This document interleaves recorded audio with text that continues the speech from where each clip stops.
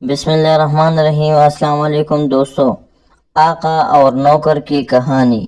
کسی زمانے میں چین میں ایک امیر امحق آدمی رہتا تھا۔ اس کا نام پنگ سن تھا۔ اس کا ایک نوکر پوشیخ تھا۔ وہ اپنے آقائی بھی زیادہ بے وقوفی کی حرکتیں کرتا تھا۔ ایک دن پنگ سن نے سوچا کہ دریا کے کنارے چہل قدمی کرے۔ اس نے اپنے جوتے پہنے۔ خیال نہیں کیا کہ ایک جوتے کا نلا موٹا اور ایک کا پتلا ہے۔ وہی جوتے پہن کر ٹہلنے لگا۔ پیچھے پیچھے اس کا نوکر بھی تھا۔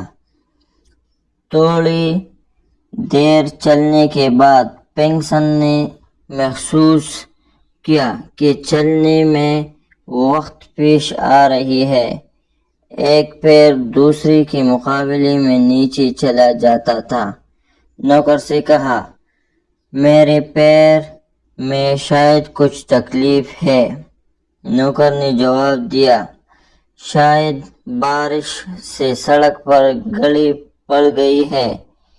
ایک آدمی ادھر سے گزر رہا تھا۔ اس نے ان کی بات سنی اور کہا، جناب سڑک بالکل برابر اور چکنی ہے۔ بارش بھی عرصے سے یہاں نہیں ہوئی، پھر میرے پیر کیوں اوپر نیچے جا رہی ہے؟ پنگ سن نے پوچھا۔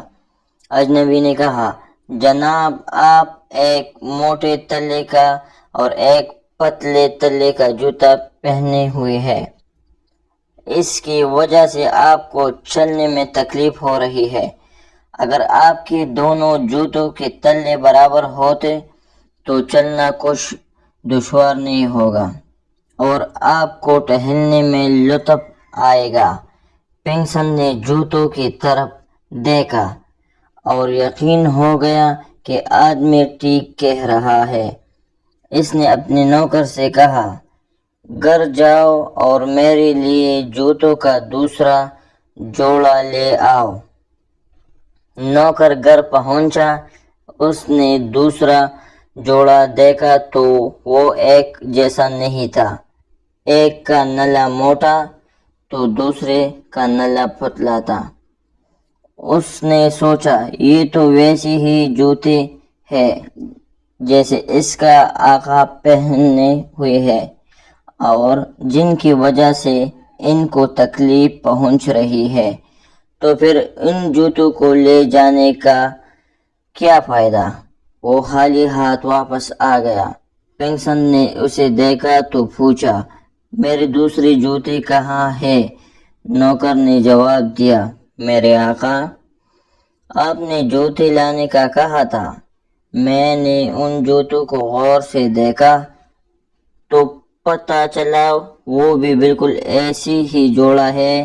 ایک کا نلا پتلا اور ایک کا موٹا ہے، اس لیے میں نہیں لایا۔ میں خوش قسمت ہوں کہ مجھے تم جیسا عقل مند نوکر ملا ہے۔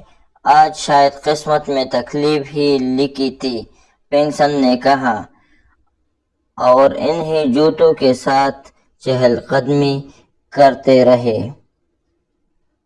اگر یہ ویڈیو آپ کو اچھی لگی تو ہماری چینل اردو کہانی ٹی وی کو ضرور سبسکرائب کر دیجیے۔ تب تک کے لیے اللہ حافظ۔